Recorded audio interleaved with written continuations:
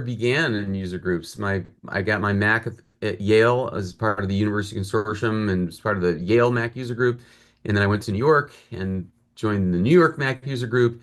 And that's where I started writing reviews of Mac stuff for their newsletter. And I appeared every month at NYMUG, and I miss it well. How you doing, Jonathan? Says we're live Okay. streaming. Yes. Yeah, we're now live on YouTube and I'm spotlighting David, and there you are. And it, it's so good to see you again. And you know how excited all of us are about the book. So to you, David. Well, thank you. Can I share my screen here? Yep. Let's see. Yeah. Oh, Let's see. Are you seeing yes, we are. that white Yep. slide? All Yeah. right. So, so yes, April 1st is Apple's 50th birthday. And I have just written this massive 600-page book with 350 illustrations and over 150 interviews with people. It just about killed me. Um, but I'm really proud of it. The story came about because of the Mac's 40th anniversary a couple years ago when I was asked by the Computer History Museum to host an evening of reminiscences about the creation of the Mac. So that's me on the left, and then Bill Atkinson, and then Steve Capps, and then Andy Hertzfeld, and I can't actually move the thumbnails of you guys. I can't see who's on the right, but there's something wrong with the cursor. But anyway, there were a series of panels with all the original creators, and it was just an amazing night of humor and tears and PTSD as everybody remembered the creation of the Mac. And shortly thereafter, that's my wife, Nikki. She woke me up in the middle of the night, and I had at the time a two-book deal with Simon and Schuster.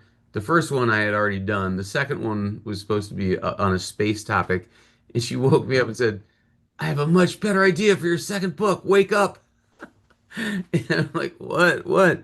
You should do a book about Apple's first 50 years." And I literally told her to go back to sleep. I said, "Nikki, that date's come and gone. You missed it." And went to bed. And then in the morning, just on a whim, I looked it up and she was right. It's 2026. It was the perfect 2 year period to write a book. And so I called the publisher and told them about this idea. And they said, "Oh, yeah, trash that space book. This is much better." So it began with a realization that Apple is arguably the most successful company that's ever existed. 27% of the global population are carrying Apple devices. That's 2.2 billion people. If it were a country, it would be bigger than China or India. They sell 220 million iPhones a year, which earns them $1 million every 90 seconds. So next time you're feeling rich. And they are approaching a $4 trillion market capitalization, the value of all their stock. They're the first to hit a trillion, the first to hit 2 trillion, the first to hit 3 trillion. So it's an amazing story. And you guys probably know most of the story, so I won't belabor it. But basically, the first Apple product with the two Steves, Jobs and Wozniak, was just a circuit board. The Apple One. No one remembers the Apple One. It only sold 150 of them to hobbyists. And then came the Apple II, which really was the first mass-produced personal computer, changed the world. They tried to enter the business world with the Apple III. It failed miserably. They tried to enter the business world again with the Lisa, crashed miserably. And then came the Mac, and it was not the mega hit we remember. It really struggled at first, to the extent that they pushed Steve Jobs, out of the company. And then came what I call the dark years or the interregnum when they went through three CEOs trying to save themselves and just couldn't do it. Um, and then finally in 1997, they brought Jobs back in and he joined with Johnny Ive and created the iMac and then the iPod and the iPhone and then the App Store. And then Tim Cook took over and services. And it was just it was upwards from there. But at that low point, they were within weeks of bankruptcy. I mean, Apple, they couldn't sell the company. Nobody would touch it with a 10-foot pole. Their products were terrible, their marketing was terrible, their board was terrible. It was a really dismal time. Anyway, so I'm going to tell you a little bit about the book. You open the cover, and there's a two-page glossy spread. The book is full color, which is very expensive to publish. And what they usually do is they publish these things in China and then ship them by ship. But because of the tariffs, it would cost so much to print the color book in China. They have to do it here, which is even more expensive, but not as expensive as the tariffs would make it from China. So anyway, it's a beautiful, beautiful book, full color, and it turns out that all of Apple's history happens within this few mile radius in Cupertino, California. The entire thing, all their headquarters, all the events that transpired. This is what the book looks like. I'll just show you a few spreads of it. It's absolutely beautiful and very proud of the way it came out. Um, One thing that bugs me about other books about Apple is that they'll give you this description of each character and say, this small elfin, curly-haired blonde. It's up to the author to decide what he looked like and what his personality was. So I've condensed each character into introduction into what I'm calling a bio box, just a little blurb like this that has a headshot of him at the time, or the computer at the time, so I don't waste a lot of pages of description. The guy in the middle there is Mike Scott. He was Apple's first CEO, and he just died. And what's amazing is three of the people I interviewed for this book have died since. So it's a 50-year anniversary. You need to get these people. They're old now, and they're dying away. So I was very, very happy to get in where I could. Um, anyway, oops. There we go. So I spent 2 years interviewing people. That's Bill Atkinson, who just died of pancreatic cancer a couple months ago. John Scully, who was the CEO for 10 years. There's Woz. He was great. Um, Apple had no part of this book. They didn't get to read it. This is not an Apple production. This is totally independent. I felt that was important, so there could be, critical aspects to it when necessary. But incredibly, Apple resolved that they are not doing anything for their 50th. They're partly because they have their hands full, and partly because, as they said, we look forward, not backward. But therefore, they decided that unlike any other policy they've ever had, where they don't let journalists interview current engineers, designers, or executives, they made an exception for this book. They invited me for days of hour after hour after hour of interviews of current executive designers and engineers at Apple Park. It was extraordinary. So I interviewed Phil Schiller and Craig Federighi and Jaws and Eddie Q, dozens and dozens. And they offered me access to Apple's archives, which is also absolutely incredible. So I'm deeply honored that they gave me that trust. A corporation like this that keeps its PR tightly nailed down. Uh, they gave me all this access without asking to read the book in exchange. That was pretty amazing.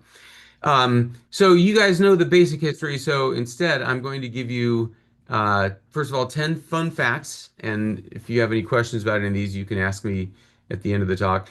Apple didn't start in a garage. Um, Apple wasn't the two Steves' first business venture. It was their fourth. There was a third founder 50 years ago. Steve Jobs wasn't Apple's first CEO or its second, third, or fourth. He didn't come up with the Macintosh. In fact, he fired the guy who did. John Scully didn't fire Steve Jobs. The tablet actually came before the phone. Jobs never fired anyone. There's this myth that he would say, "What do you do here?" And if your answer wasn't good, he would fire on the spot. That turned out it never happened. He didn't write the Think Different ad. And the Newton saved Apple. Yes, that is true. Anyway, so I'm going to just tell you my favorite 17 anecdotes from the book, um, and because you know the broad strokes of the story, there is the Apple One, that very first Apple product. Um, First of all, about the third founder, the two Steves were having a dispute over something as they were trying to found the company. And so Jobs had a summer job at Atari as a jack of all trades. And so he asked this older guy who started a bunch of entrepreneurial businesses in his time, named Ron Wayne, to help him sort of found the company. So Wayne went over and to settle the argument. So Wayne did settle the argument and then said, let's do this the right way. And he typed up on his typewriter this agreement that founded Apple on April 1st, 1976, April Fool's Day. Um, and Jobs was so grateful at having this adult supervision that he gave Ron Wayne 10% of the company for doing that. And Ron was a skilled draftsman and artist, so his first job was to make a logo. So he made that famous logo that's in the lower right. That's Isaac Newton under the tree. And he wrote the tutorial card for the Apple One. But the thing is, Ron Wayne had been through a bunch of businesses as an entrepreneur, but they all failed. He was now working in Atari as a designer because none of his businesses worked. And Jobs got this deal from a computer store called the Byte Store to produce 50 Apple One computers, and the Byte Shop would sell them. And so the Bite Shop advanced Jobs, gave them a purchase order for $50,000. And Ron Wayne realized this was not an incorporated company. They had been founded but not incorporated. So if anything went wrong, if Jobs did not deliver those 50 boards, the three founders would be on the hook for the 50 grand. And that would have wiped out Ron Wayne at the time. He would have lost all the little money he had. And he got so nervous that he was, and remember who the Steves were. They were bearded and scruffy and wore torn jeans. Woz was 4 years older than Jobs, but they were early 20s. Jobs did not believe in hygiene, so he stank. I mean, people literally would try to talk to him from a distance. Um, they were not what you call, reliable looking founders. So after 11 days, Ron Wayne snuck back to the Santa Clara County Registrar and took his name off the agreement. So the two Steves were very grateful for his work. They gave him $800 as thanks. And Ron Wayne therefore gave up 10% of Apple, which today would be worth $350 billion. Ron Wayne now lives in a trailer park. But he says he wouldn't have done anything different. You can't regret decisions you made with the information you had at the time. And the decision then was I could be on the hook and be wiped out if these two scruffy, grubby teenagers don't deliver. Um, some of you know that Apple was working on this business computer called the Lisa. It was not originally meant to have windows and menus. It was originally a command line interface like DOS or something. Um, and then Jobs was invited to visit this think tank called the Palo Alto Research Center, Xerox PARC, where they saw a very crude version of what we know today as the modern interface. They had a mouse, they had overlapping windows, they had menus, didn't have icons yet, didn't have the trash, didn't have folders, but they had developed copy and paste. They developed the laser printer and Ethernet, but never monetized any of these things, never brought them to market. So Jobs and Bill Atkinson raced back to Apple and they're like, "Oh my God, we have to recreate that on the Lisa. That is the future of computers. Why Xerox hasn't done anything with it, I don't know, but we've got to do that." So Bill Atkinson, also early 20s, spent months redesigning from memory what he had seen at Xerox PARC. And what you see there in the screenshot looks a lot like the first Mac, but the Mac did not introduce these concepts. It was the Lisa. The Lisa gave the world the graphic interface. Unfortunately, it wound up costing $10,000 in 1979 dollars, and so it was a big failure. But the story I have to tell you came with this notion of overlapping windows. Atkinson could not recreate that effect he'd seen at Xerox PARC, where windows act like pieces of paper, and if you move the front one aside, you immediately reveal the contents of the window behind it. The computers of the day had so little memory. Your Apple Watch has 1,000 times as much memory as the Lisa. Um, so having to store in memory the visual contents of every covered up part of every window, it was just too expensive in terms of memory. He couldn't make it work. Finally, he came up with a complex solution that involved basically taking a screenshot of what was covered up and then storing that in a little memory buffer that he could deliver to the screen when you move the front window. He made it work. It was a spectacular effect that really nailed the case for the Lisa and later the Mac. And everyone's like, Bill, you did it. The unsolvable problem. You solved the overlapping windows. So the story is that a few weeks later, Bill Atkinson was at a nudist camp, as he often did, and he was sitting naked in a hot tub when this other dude gets into the tub with him and says, "Oh my God, you're Bill Atkinson. I'm Steve Wilcox. I work at Xerox, and we're all amazed at you that you solved the overlapping windows problem." And Bill Atkinson said, "Yeah, it was hard. I'd love to know how you guys had done it." And the guy said, "We never did. We couldn't solve that problem. That's why we're amazed that you fixed it." And Atkinson's like, "What?" He had misremembered seeing that effect. It had never existed. Xerox had never cracked that case. So I just love that story because he believed that he had seen it. He hadn't. So he did it himself. Um, all right, so then came the Mac.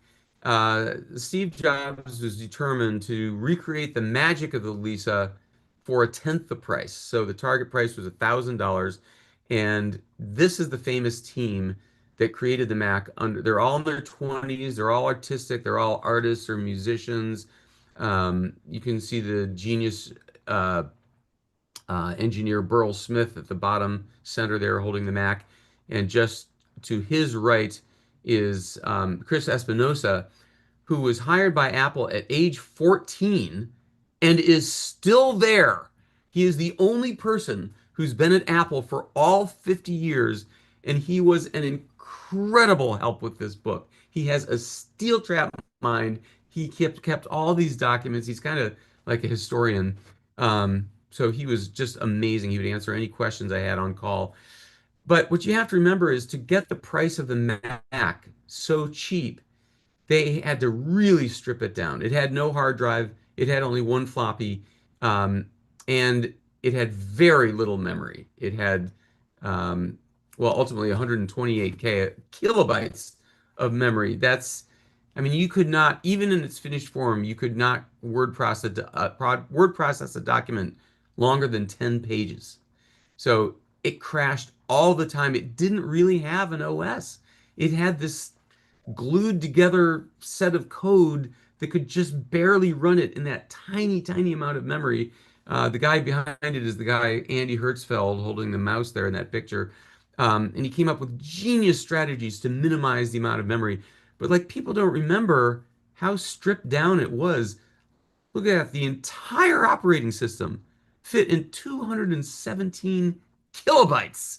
I mean, you couldn't put the Apple logo in 217 kilobytes today.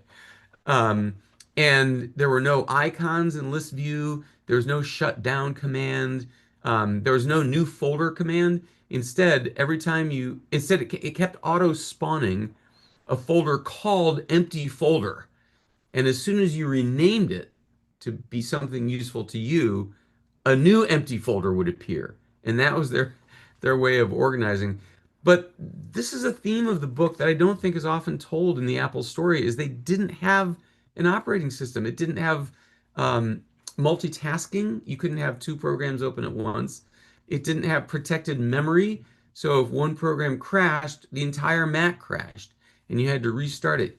I don't know how many of you remember, some of you look old enough to remember, Macs crashed all the time. And we put up with it because it was so cute and beautiful and joyous to use. By the way, one of the things I did was I went to the Stanford archives and went through all the documents and drawings left behind by various Apple people. And that's the original sketch of the first Mac by Jerry Manick, who designed it. He now has Alzheimer's, and I couldn't really interview him. All I could get was a word or two out at a time. But his wife was there, and she kind of helped to translate what he was saying and gave me permission to use all his stuff. Um, anyway, so the Mac did not have an OS. So the through line of Apple is how do we get this thing an OS? Even as memory got cheaper and they were able to put more memory into it, now they were painted into a corner because thousands and thousands of people were using the Mac and running programs that expected this old cobbled together system software. So they couldn't really just replace it and say, we're going to replace it and all your programs will not run anymore. So they were just stuck for decades. Um, let's see. One of my favorite stories, I feel like the Steve Jobs book, the Walter Isaacson book, many of the books really missed who Steve Jobs was. Yes, he was an asshole and he could be a tyrant, but he also motivated with praise. He genuinely did inspire his people to do their absolute best work. Um, and he was also hilarious. There is not a word in that Isaacson book about how funny he was. He was quirky and hilarious. And one day he rushes into the Mac development room and he says, guys, this is before the Mac was released when they're still putting it together. He's like, we got to have Mr. Macintosh. And Andy Hertzfeld's like, what's Mr. Macintosh? He goes, every 2,000 times you open a menu, the menu drops down, but there's no words in it.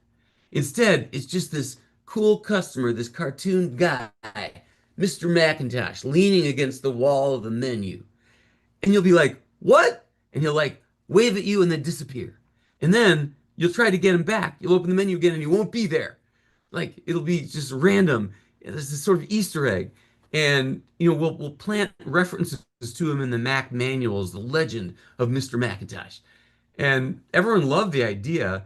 In the end, they did not succeed in having enough memory, enough space in the ROM to put him. So in the end, they had to kill Mr. Macintosh. But on the very first Mac circuit boards, there he is at left there. They drew Mr. Macintosh and put him on the circuit board to remember Jobs's weird, funny idea.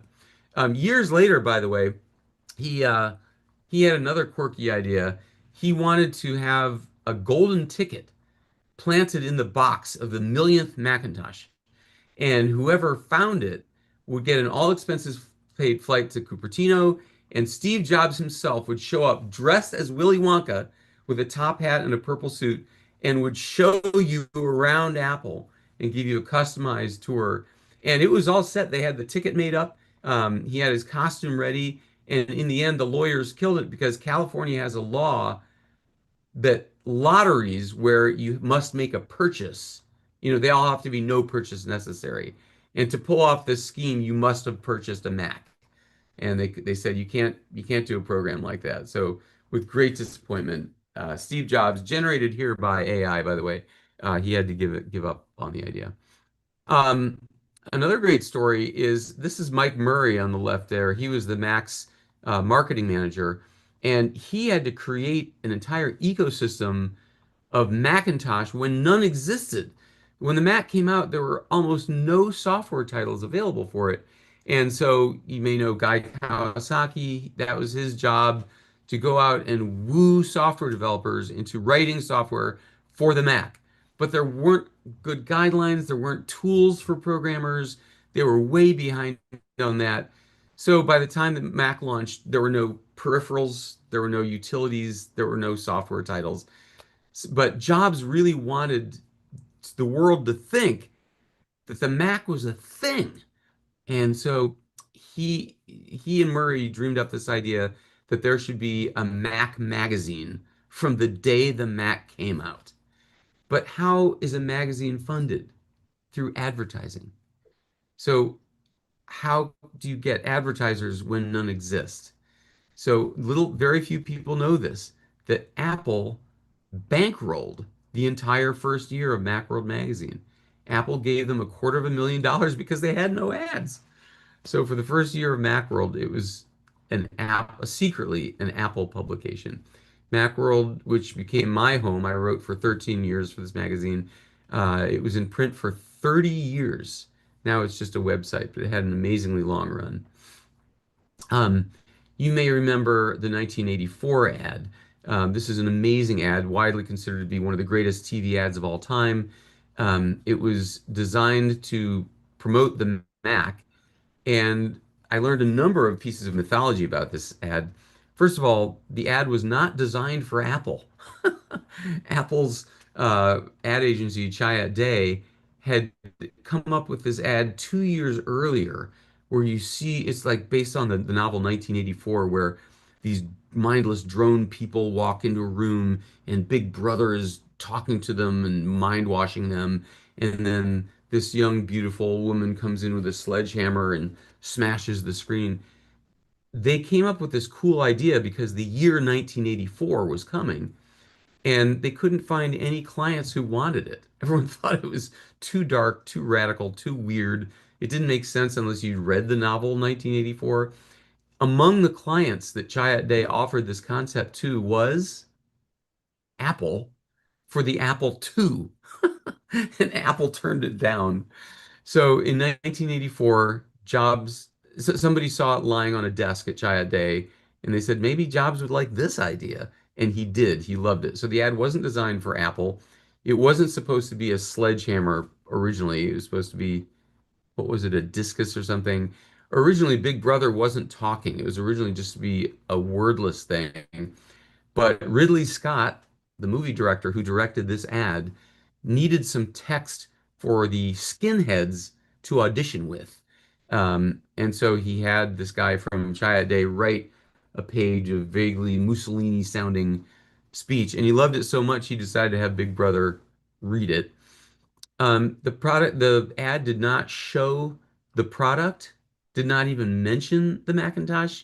So the board they showed the ad to the Apple board and announced that they had bought three Super Bowl airtime slots to show the ad three times. And the scene, they push play on the VCR, they play the ad, and these six old white men who are the board members, they kind of like, they were like, and one guy put his head on the table, and Jobs is like, yes, they love it. And then they took their heads up and said, you will destroy this tape and you will never show this ad again. You will get rid of that Super Bowl ad time. You are not using this ad anywhere. Um, and so they hated it. They absolutely hated it. But Chiat Day sold two of the ads off to Heinz and Hertz, but the third ad they claimed they couldn't sell. There were only 3 days to the Super Bowl. Uh, so in fact, they lied. They didn't even try. They were so proud of it, they wanted to air it. And of course, instantly it was a phenomenon. The phone lines were flooded. It won every advertising award in the world, um, and became one of the best known ads of all time. The Lisa has a funny story. As you know, it didn't sell. It had the first graphic interface, the first mouse, the first overlapping windows, the first hard drive. They they eventually tried to salvage it by renaming it the Macintosh XL, which came with a floppy disk you could put in that would boot it up as a Macintosh and it would run Mac programs. And the idea was, well, this will use up our last inventory of Lisas, and then we can just forget about it. But to everybody's astonishment, the Mac XL was a huge hit, and everybody wanted more and more of them. And so they were caught with their pants down. They had no more parts. They couldn't make any more. So in the end, it had a really strange story. This guy from Utah would buy all of Apple's broken and unfinished Lisas and refurbish them one at a time and then sell them as Macintosh XLs. And he had this very popular market for them. And then one day, these trucks pull up outside his store and they say, you have those leases on consignment. We have to, we have decided Apple is going to retake them. And they drove them out to a landfill and buried them in the landfill. It turned out that it was cheaper for Apple to take a tax loss by destroying them than it is to continue servicing and selling them. So really bizarre, embarrassing, sad story. One of the big thrusts of my book is that you have not heard of more Apple products than the ones you have heard of. Apple is constantly developing products that don't see the light of day. They might get killed for political reasons or technical reasons, but there are some amazing things they design and test and never go anywhere. Um, this guy Robert Bruner, he was the Apple's first in-house designer before Johnny Ive. He hired Johnny Ive. In fact, he jokes that on his gravestone it'll say, "I hired Johnny Ive." But he designed some really cool things, and he was willing to ship me across the country his collection of photo CDs that had all the photos of these unreleased products. Such a cool thing. On the right is the Apple Jonathan. This was ready to go. They had it, the packaging designed and the UL certification completed. Such a cool concept. You'd buy this rack with a monitor and keyboard, and then you'd buy these modules that you'd snap in like books into a bookshelf. And you could buy a very cheap, slow one if you were a student. You could buy a Unix one if you were a programmer. You could buy a Windows one if you were a Windows guy, and you could switch back and forth between them. Or if you were a scientist in a NASA lab, you could get one with a big honking hard drive and a lot of memory. You could customize your Mac over time. And what people loved about that idea is you could tell by looking how powerful a Mac you had.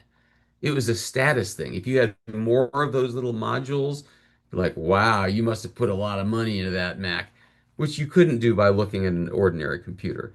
Such a cool idea.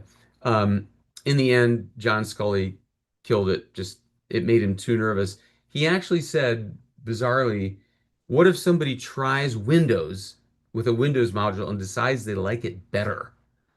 Like, way to believe in your product, John. Um, that's John Scully. They brought him in while Steve Jobs was still there because he had done a lot of great work at Pepsi, making it overtake Coke. So he was a marketing executive. You've probably heard the famous line when Jobs was trying to woo him to give up his Pepsi job and move from Connecticut all the way to California. He said, "Do you want to spend the rest of your life selling sugar water, or do you want to change the world?" That was the line that got Scully to believe. Um, and there's a famous story about Scully was asked to give us a talk at an educational conference called EduCom, and so he decided to pester Apple's futurists and forward thinkers about what the educational computer for the future might look like. And he made a 6-minute short film about a tablet, a touchscreen tablet called a folding touchscreen tablet called the Knowledge Navigator. And it would have speakers and it would have a camera. And I mean, it was basically a folding iPad, you know, 30 years before the thing actually existed. And this was all special effects that they made in the video. Um, and it showed the internet, which of course was a decade away, and it showed live video conferencing, which is a decade away. Very forward-thinking, interesting idea, and nobody's sure which came first. Like, did those ideas inspire the Knowledge Navigator, or did those ideas come true because the Knowledge Navigator put the ideas in everybody's head?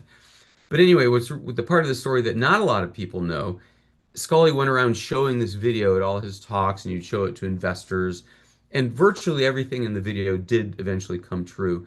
But not everyone realizes there were sequels. Apple made sequels of other products that could someday come to pass. And look at that little middle one. That's the modern iMac. I mean, they had this thing demoed in 1996. And then there's the first virtual reality goggles. There's the Apple Vision Pro 20 years before the real one existed. Although the real one doesn't have little tiny floppy disks anymore. Um, I love this story. Apple has been in decades of litigation with the Beatles, with Apple Records, which is their record company. Apple Records sued Apple when Apple first introduced a music chip, a sound chip that could play music. They said the consumer will get confused by Apple and Apple Records. And Apple lost the case. Apple had to pay the Beatles millions of dollars. This is in the 80s, and they had to promise never to be in the music business. That will become important. Years later, they started selling the Mac LC with a microphone. So now you could hum into it and record your own audio. So the Beatles sued again. And they said you weren't going to get into the recording business. Now you're doing it again. Apple won that case. But then it came up again in the 90s, and Apple finally said, look, here's $500 million to stop suing us. We're going to record music, we're going to make music. Deal with us, deal with it. Let us be called Apple. And Apple Records finally went away. But along the way, this guy named Jim Reeks was Apple's audio engineer, and they were developing System 7, then a big advance in the Mac operating system. And among other things, you could choose the error beep sound you wanted. And all of the ones that Jim Reeks came up with were onomatopoeias, words whose names are their sounds, like quack and eep and things like that, droplet. So he had one in there called the simple beep, and it was a musical tone. It was a little chord, bonk, and Apple's lawyer says, no, you can't have anything that sounds like a musical note. Those other ones are all sound effects, but a musical note would violate our agreement with the Beatles. So you've got to change the name of that chord. So he's like, all right, how about chord? Can I call it chord? And they're like, no, that's a musical term. You can't call it chord. And he's like, chime? Can I call it chime? And the lawyers told him no. And he goes, oh my God, you've got to be kidding me. You can't, yeah, I'm going to call it chime. I don't care what you say. You know what? So sue me. And all the other engineers were like, that's it. You have to call it so sue me. So he did. He spelled it Sosumi as a as an FU to Apple's lawyers. And in the end, and that's how it shipped. It was there for years. And so in the end, Jim Reeks does say that he suspects the Apple's lawyers got the joke, that they knew what he was doing, but they let it pass anyway. Anyway, there's this theme of irreverence that runs through Apple's entire history. Just so many great examples. You may remember the Newton. It was the first handheld computer to be mass produced. And one thing I love is all the prototypes. So this one on the left was called the Scribe. It predated the Newton. Turned out to be too expensive to manufacture. It didn't have handwriting recognition, but it was Apple's first tablet. Never saw the light of day. The top one in color, that was the Apple Swatch. This was based on a Sony handheld computer, but it had a Mac interface and ran Mac software. So you could have a handheld Mac, which still doesn't exist, and you could run Mac Paint or whatever. And then the lower right was the original design for the Newton. It was a big two-handed tablet thing. And the cool thing, it was just filled with new technologies. It ran a new chip and a new operating system, had new wireless technologies. It was too many new things to put in all at once. But that thing in the upper right, they called it the Eye of Sauron. It was a giant infrared light transceiver. And the idea was a bunch of people could show up at a meeting with their Newtons and have instant real-time communication through infrared telecommunications. So people could take notes on a communal document and everybody would see the same thing. The only problem was infrared light is disrupted by fluorescent light. So basically, you couldn't use this in any corporation because they all had fluorescent lights in the conference rooms. So they had to get rid of that feature, which would have been really cool. And ultimately, as you know, they reduced it to uh, a much smaller computer, the handheld computer, and the handwriting didn't work. So the Newton ultimately failed. But I'll just tell you why the Newton saved Apple.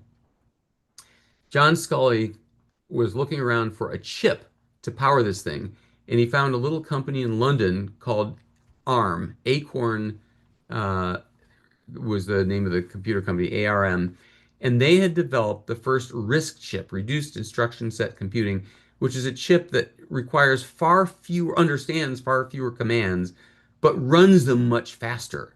So the result is very low power and very, very fast. And so he invested in ARM. He gave them $3 million. And that by 1997, that investment became worth $800 million. So it turns out that every phone, watch, laptop, everything you use from any manufacturer today contains an ARM chip. So that was the best investment Apple or anybody ever made.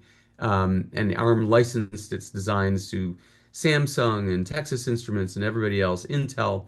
And now ARM dominates the world.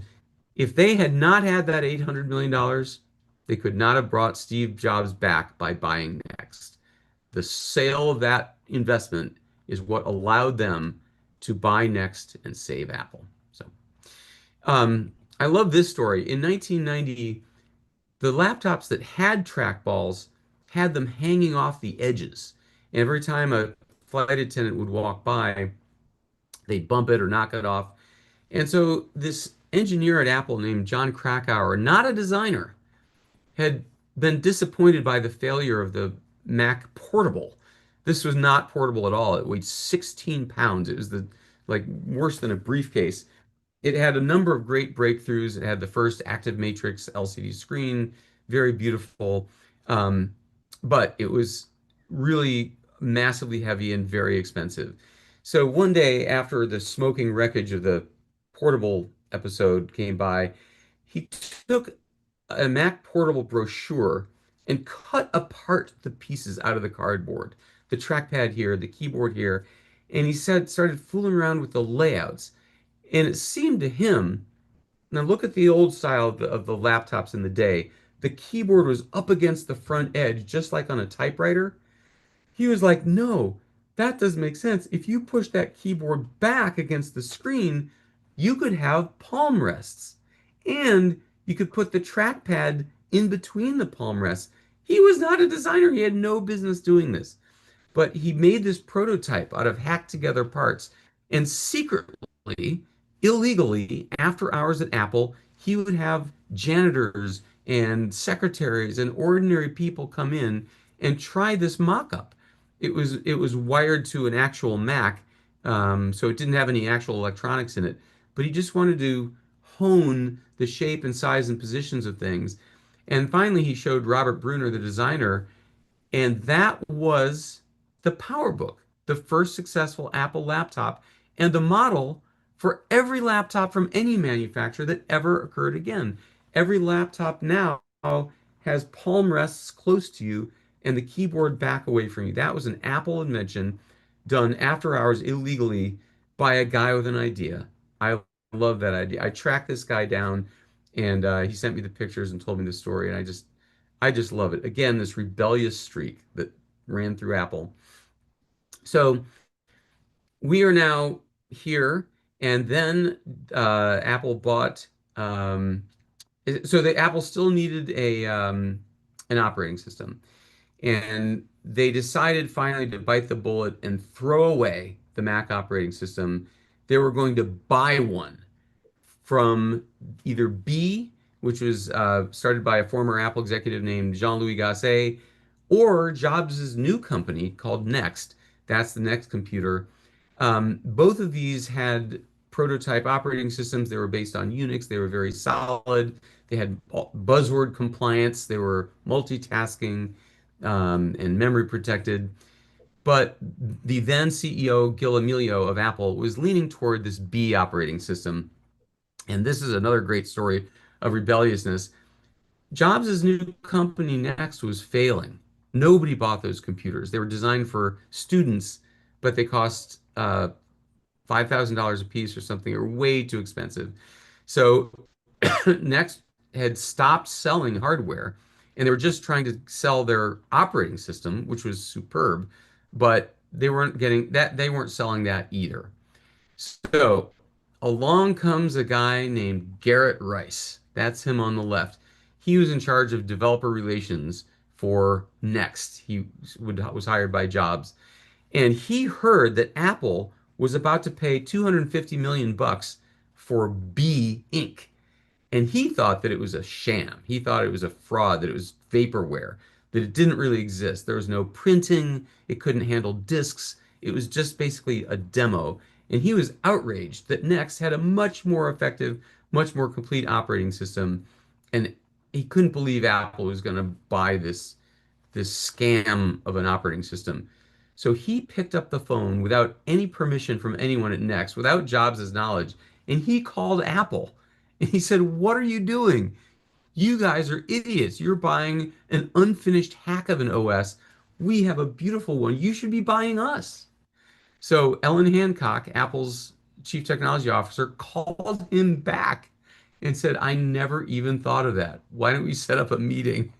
So now Garrett was in the uncomfortable position of having to tell Jobs that he went behind his back and kind of like made a deal with Apple. And he's like, he told me, in any other universe, Jobs would have fired my ass. But instead, Emilio and Hancock had the meeting with Jobs. They showed him this next step operating system. They were blown away, and they wound up choosing that one to buy. And that's how they brought Steve Jobs back to Apple. And that was the beginning of the phase two that we all know, the wildly successful Apple, all because Garrett Rice made an illegal phone call. And by the way, Jobs did not fire him. In fact, he hailed Garrett Rice at an all hands meeting for having been a hero, and quietly wrote him a check for $20,000 for the phone call he wasn't supposed to make. The transition was very rough. That's Gil Amelio on the right. He was Apple's fourth CEO, one who helped drive Apple into the ground, but the guy who had the insight to bring Jobs back to Apple. And everything was wrong at Apple. Everything was wrong. The talent was wrong. The board was wrong. Let me see if I can. I really need to. Well, I can't read this because it's covered up by the preview, and my cursor disappears in Zoom. But anyway, the products were a disaster. There was this explosion of models that were all the same computer, but being sold under different names. At one point, they introduced 7 different Performa models of the same name, differentiated only by what software was on them. So in 5 years, they introduced 10 Quadras, 28 PowerBooks, and 45 Performas. It was a disaster. Nobody could keep them straight. Consumers couldn't keep them straight. The quality control people, the tech support people couldn't keep them straight. Um, the marketing, Apple had 22 different marketing campaigns, all with different messages. And the managers were just all at war with each other. It was fiefdoms. Phil Scholler told me the greatest story of all time. At one point during these dark years, 2 Apple trademark lawyers showed up in court to sue each other. It's just like it was absolute chaos. Apple had tried to clone Macs, let anyone make them and sell them. It was a disaster. It just ate into Apple's own sales. The distribution channel was a disaster too. The Mac sat in CompUSA, dusty and broken. People would come by and rename the icons on the desktop, obscene things, and nobody was there to fix it. So in 1 year, Steve Jobs fixed all of it. He fired the entire board. He canceled all the products but 4. He fired the ad agency and started again. He fired hundreds and hundreds of bozo managers. He ended the clone program. He shut down the Newton. He started a new distribution channel, which eventually became Apple Stores. Um, that thing, I mean, Apple at the time had 70 different Macs. And he said, "This is ridiculous. Nobody can keep them straight. From now on, we're going to do 4, a consumer and a pro model of a desktop and a laptop. That's it. People think that assume that people hailed Jobs as coming back. Like, yay, finally the genius has returned. That's not true. People were quitting. I mean, he had failed at Apple and then he had failed at Next, and he was an out of control tyrant. And now he was shutting down projects that they had spent their lives working on. They shut down 70 Apple computers that people had invested in and worked on. Um, but of course, as we now know, somehow Jobs knew exactly what to do, and he brought the company back. He discovered this genius industrial designer, Johnny Ive, working away, about to quit, working away in the industrial design studio with all these amazing, cool foam models of new machines in his lab. The previous CEO, Gil Amelio, had never once than to visit this design studio. Jobs began going there every single day. He had lunch with Johnny Ive every single day. They hung out together after hours. And from that, as we know, came the iMac, and then the iPod, and then eventually the iPhone. There's a great chapter in the book about Jobs as becoming this master showman. There's some phenomenal stories. Um, when Apple finally finished modifying that next operating system into what we now know as Mac OS 10, he wanted developers to stop writing software for the old OS, Mac OS 9. And so at one of these WWDCs, he actually staged a full funeral service with a coffin that came up from the floor with dry ice and organ music and a giant stained glass window with a 4-foot corpse of Mac OS 9 inside. I mean, he was so funny and so entertaining. Um, this is when, I don't know how many of you realize that Apple introduced the world to Wi-Fi. That's the iBook, the first computer ever sold with Wi-Fi. And it was the greatest moment in showmanship history. Jobs unveiled the iBook. And then he said, but there's one more thing. And he had a cameraman shooting the screen over his shoulder, and he starts surfing the web. He pulled up CNN, he pulled up Disney, and everyone in the audience is thinking, this is your one more thing? Like you can surf the web? But then he said, and for example, let's say I want to pull up another website, and he picks up the laptop and walked across the stage, and suddenly the whole audience got it. There were no wires on it, and they lost their minds. It was magic. No one had ever seen a computer not wired to the internet. And he actually took a magician's hoop and waved it over the iBook to prove that it was untethered. Amazing. Um, Multi-touch is a great story. I'm happy to say I'm the only one who has this story, or at least who has it right. Listen, every one of these people that I interviewed for the book said, please, in the name of God, don't keep perpetuating the errors in Apple mythology that all these other books have. This one drove me crazy. Apple had a research team fooling around with a multi-touch trackpad. This is designed for people with repetitive stress injuries. You could drag your finger lightly across it and move the cursor. So Apple bought this company and developed what one Apple book described this way. They had built a giant experimental system to test multi-touch, a capacitive display the size of a ping pong table with a projector suspended above it. The projector shone the Mac's operating system onto this thing, which was a mass of wires. So Apple actually gave me from the archives a photo of this experimental thing. You want to see this thing the size of a ping pong table, this giant system? That's the projector. It's not suspended, it's mounted on a tripod. And that's the tablet it was shining down onto. The size of a ping pong table? It wasn't even the size of a placemat. But this was how multi-touch was invented. They discovered that by shining the Mac operating system onto that multi-touch tablet, they could do all the things we now know, like rotating and stretching and moving things with their fingers. And immediately Jobs said, that is the future. They just didn't know the future of what. They decided that this would be Apple's first tablet. This was to be the iPad. And it was well underway. Johnny Ive had made 20 different designs.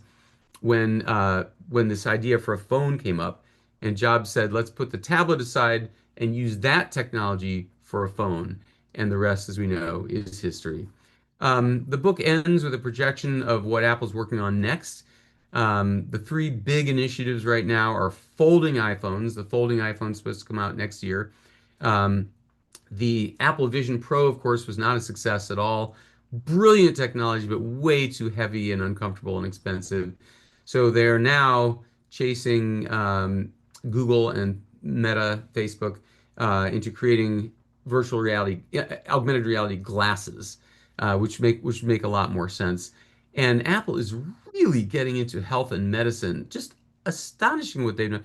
You know, your AirPods can now track your heart rate. Um, and I mean, the things that the watch can measure are just astonishing. Apple's been working on glucose measurement for 15 years. They bought all these startups. If they can get at the Apple Watch to track your glucose measurement from your wrist, that would be a historic, not just for diabetics, of whom there are millions and who have to stick themselves multiple times a day to measure their insulin, but for anybody, athletes, anybody who cares about their health. Um, that's a quick look at some of my 17 favorite stories. The book is available for pre-order now. Um, Pre-orders are very important because when they calculate the bestseller lists the week the book comes out, that includes all the books that have been pre-ordered.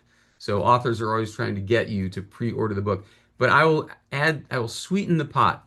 The first 500 people who email me the receipt from their purchase, I will mail you an autographed book plate, a sticker made out to you that you can put in the book when you get it.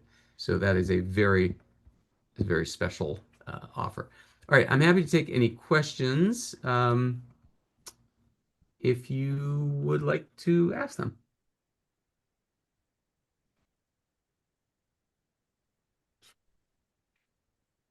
Uh,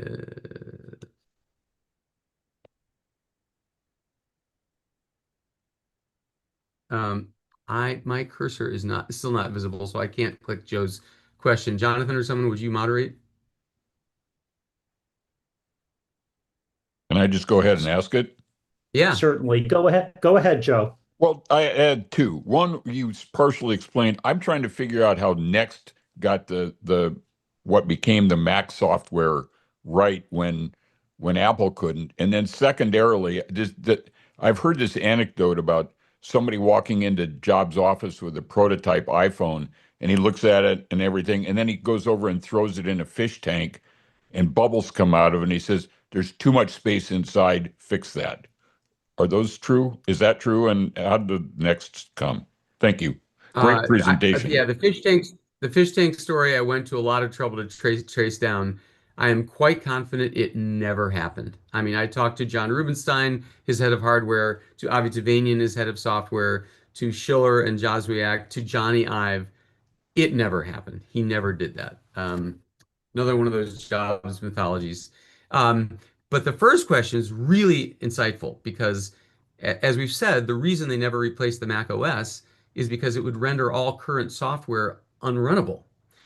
So what Jobs wound up doing is, so Jobs had the same problem, but what he had was, first of all, amazing technical chops in Avi Tevanian, and second, just the guts to go ahead and do it. So it is true, Mac OS 10 came out, it would not run any existing Mac software programs, but he wrote an emulator, a simulator, a little bubble that could run your old programs to tide people over until those programs were rewritten for this next operating system.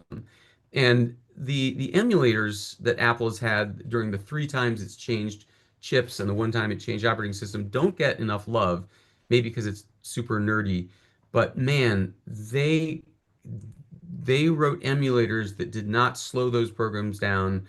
It's basically it simulates the old operating system in a bubble within the new operating system. And that's how they pulled it off. And then they put a lot of pressure on Adobe, Microsoft, all the software companies to rewrite their programs for the new Mac OS 10. And it was a bumpy couple of years, but they pulled it off and now we don't even think about it. We have multiple programs running at once and the computer almost never crashes.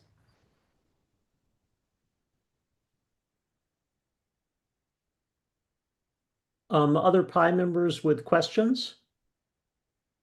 While we're waiting, David, did you come across anyone who was willing or interested in talking about the Apple car?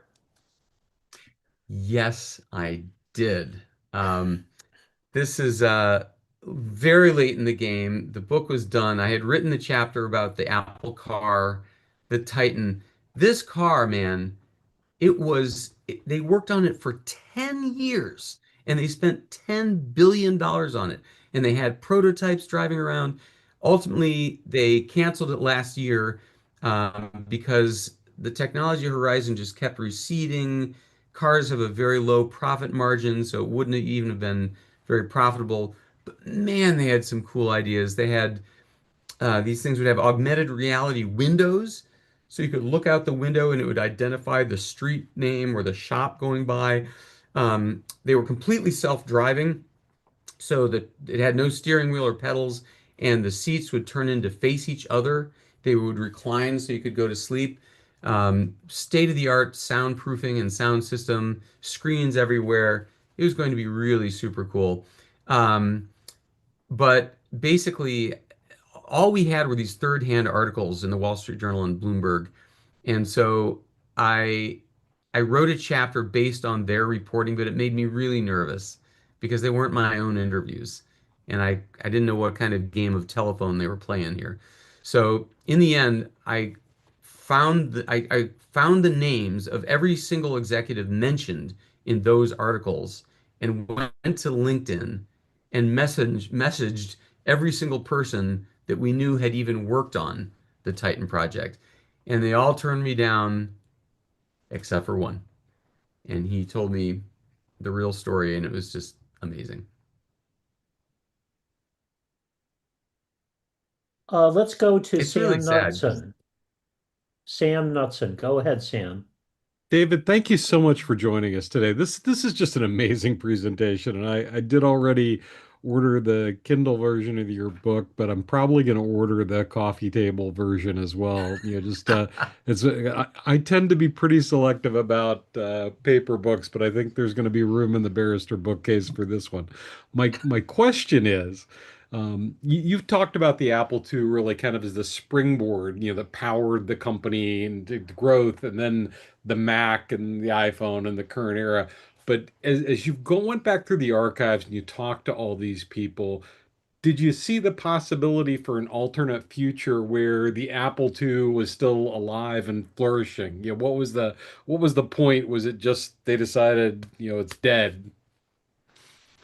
so that's a really important point. That's another through line of Apple's history. Apple kept trying to come up with the next thing, the Apple III, the Lisa, the Macintosh. All of them essentially failed. Mac failed for the first few years. And what kept Apple alive through all of this was the Apple II. It just kept selling. I mean, millions upon millions upon millions. And Woz, whose baby it was, he was Mr. Apple II, became more and more resentful that Apple was taking the profits from the Apple II and plowing it into the next computer that would put the Apple II out of business. It made him crazy that the Apple II didn't get the marketing love, that they were trying to pump this Macintosh, and he ultimately left Apple over this. Um, but no, they Scully finally did start showing the Apple II some love.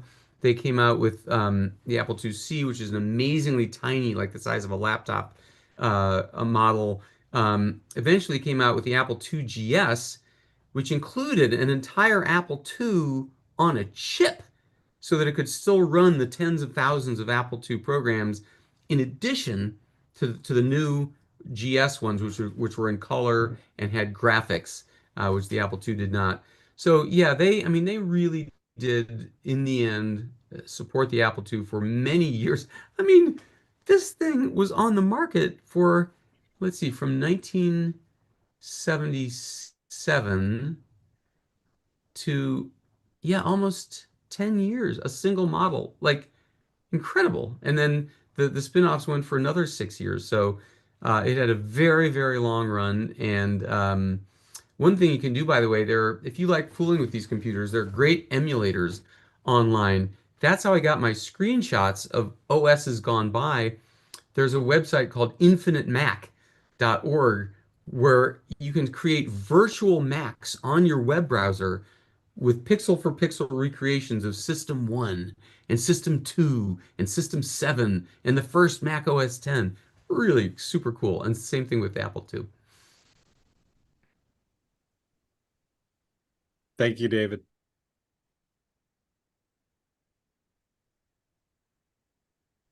All right. Well, great to see you guys again, once every 5 years, whether we need it or not. And Well, David, it's every 3 years, and I still hope that Roy and I will be able to send you a pie mug and do a video of handing it off to you. That should be easier. 3 years ago we were going to do it and we never did, and it should be easier now. oh, there you're back. Sorry, I lost you. Oops. Yeah, so it looks like a bunch of people have done the pre-order. And another thing is, we were so energized, David, of your interest in us doing a book event in the spring. And so that's something that we'll definitely try to arrange. Oops, Yeah, are you there? I think his the video froze. yeah Oh, his David. his video keeps freezing. Yeah, I think so. Internet went to hell. Yeah, it's frozen again. Stand by, stand by.